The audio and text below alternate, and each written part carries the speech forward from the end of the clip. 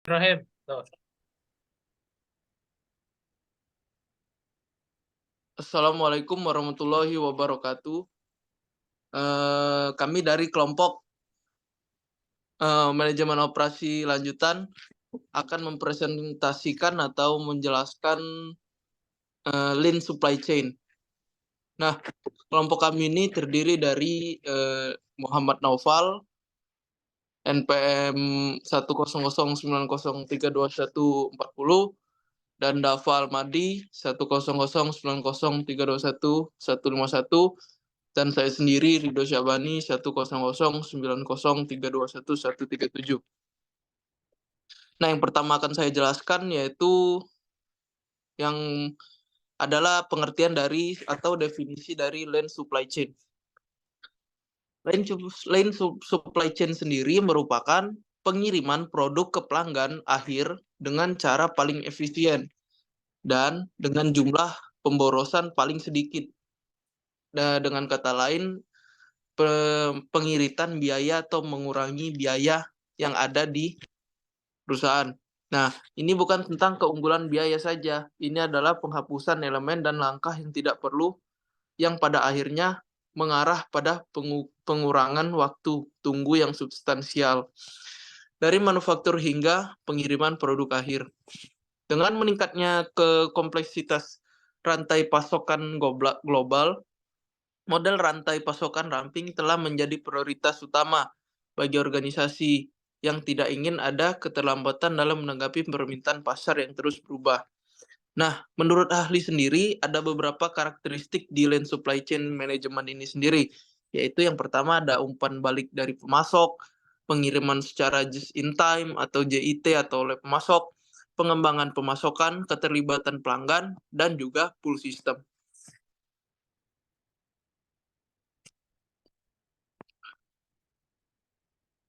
Lalu selanjutnya ada dari definisi lean supply chain, ada juga kita lihat, kita bisa pertama-tama kita lihat dulu apa pengertian dari supply chain.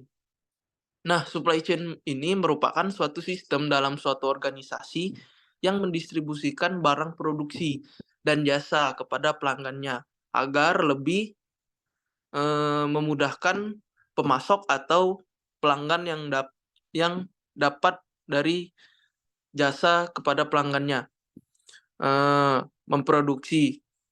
Lalu ada lean. Lean merupakan pendekatan yang akan diadopsi oleh produsen peralatan mobil dan pertanian atau pemilik rumah sakit atau restoran tidak akan mempertimbangkan untuk menggunakannya. Lean bagaimanapun berbasis lebih luas seperti yang dilihat dari pengalaman pusat sistem lean yang diterapkan produksi boneka unit jangka pendek yang dapat dikoleksi seperti boneka Madame Alexander atau koper desain kelas yaitu Louis Vuitton dan pesawat jet Boeing dan lain-lain.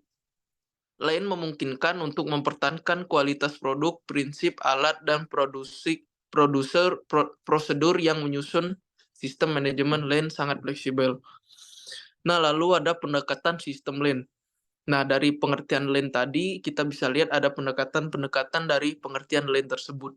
Nah, pendekatan sistem lean ini bukan hanya seperangkat teknik, melainkan juga filosofi manajemen yang menekankan penciptaan nilai sebagai pengganti pemborosan untuk mencapai tujuan yang diidentifikasi di atas.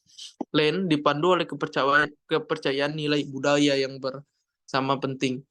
Nah, Lean juga ada 5 prinsip penting yang terkandung di dalamnya.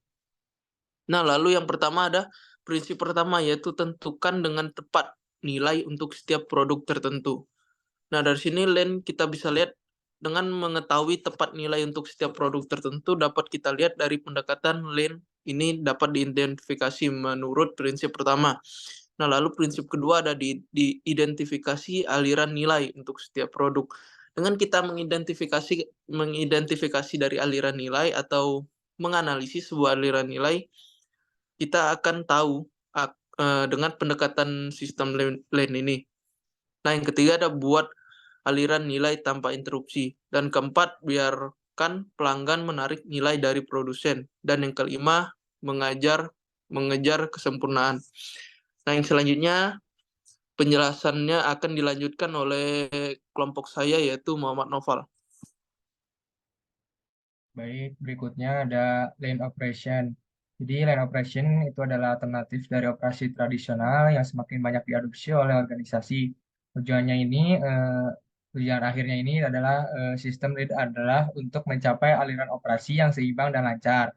Tujuan pendukung termasuk menghilangkan gangguan pada sistem, membuat sistem fleksibel dan menghilangkan pemborosan.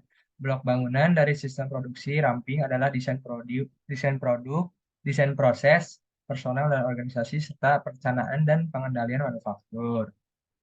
Dan supply chain mengacu pada pendekatan manajemen rantai pasokan yang bertujuan untuk meminimalkan pemborosan dan mengoptimalkan efisiensi dalam aliran barang dan jasa dari titik asal ke titik konsumsi. Pendekatan ini menekankan pentingnya perbaikan berkelanjutan, manajemen inventaris tepat waktu, dan kolaborasi dengan pemasok dan pelanggan untuk menghilangkan langkah-langkah yang tidak perlu dalam proses rantai pasokan. Di supply chain ini biasanya melibatkan penggunaan berbagai teknik manufaktur ramping seperti pemetaan aliran nilai, sistem Kanban, dan peristiwa Kaizen untuk mengidentifikasi area yang perlu ditingkatkan dan merampingkan operasi. Ini juga melibatkan pembangunan hubungan yang kuat dengan pemasok untuk mengurangi waktu tunggu dan tingkat persediaan sambil mempertahankan tingkat kualitas yang tinggi. Nah, ini dengan menerapkan lean supply chain ini, organisasi dapat mengurangi biaya, meningkatkan kepuasan pelanggan, dan meningkatkan posisi kompetitif mereka di pasar. Namun, ini memerlukan investasi waktu, sumber daya, dan komitmen yang signifikan untuk menciptakan budaya peningkatan berkelanjutan dan kolaborasi di seluruh rantai pasokan. Selanjutnya, menghitung take time. Di sini ada contoh soal. Total waktu per shift adalah 480 menit per hari. Dan ada 2 shift per hari. Ada 2 istirahat, 20 menit, dan istirahat makan siang 30 menit per shift. Permintaan harian adalah 80 unit. Yang pertama itu yaitu menghitung waktu bersih yang tersedia per shift. Jadi jumlah waktunya adalah 480 menit, istirahatnya 40 menit, makan siang 30 menit. Jadi 480 ini dikurangi 70. Jadi hasilnya 410 menit per shift. Lalu yang kedua itu menghitung waktu bersih yang tersedia per hari. Jadi totalnya itu ada 410 menit per shift. Jadi dikali 2 shift per hari. Totalnya itu adalah 220 menit per hari. Nah, ini ya, jadi hasilnya itu tak lamanya adalah waktu bersih tersedia per hari, yaitu 820 menit per hari, dibagi permintaan harian, yaitu 80 unit per hari. Jadi totalnya itu adalah 10,25 menit per siklus. Baik, selanjutnya akan dijelaskan oleh rekan saya, itu Dava Almadi. Baik, di sini saya akan menjelaskan tentang studi kasus, yaitu kesimpulan dari studi kasus buku Stevenson Jacobs dan juga buku satu lagi yaitu buku Chase ya, adalah pencapaian yang sangat luar biasa dengan keberhasilan penerapan metode Lean pada pertengahan tahun 1980-an di sebuah pabrik mobil di Fremont, California. Namun sekarang pabrik ini sudah tutup karena produktivitasnya yang rendah dan ketidakhadiran yang tinggi. Beberapa tahun kemudian, pabrik tersebut dibuka kembali dengan nama NUMMI atau New United Motor Manufacturing Corporation. Sekitar 80% mantan pekerja pabrik dipekerjakan kembali. Tetapi pekerja terdidik dialihkan menjadi pekerja pendukung, dan tim kecil dibentuk dan dilatih untuk menghasilkan, mengawasi, dan meningkatkan kinerja mereka. Kemudian hasil pada tahun 1985, produktivitas dan permintaan penjualan meningkat secara dramatis, melebihi semua pabrik pesaing lainnya, dan ketidakhadiran dapat diabaikan.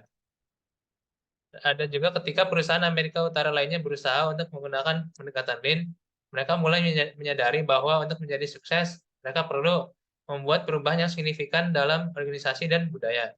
Mereka menemukan bahwa metode Lean menggunakan operasi berdasarkan permintaan, rantai supply yang baik, dan kemampuan pergantian yang cepat.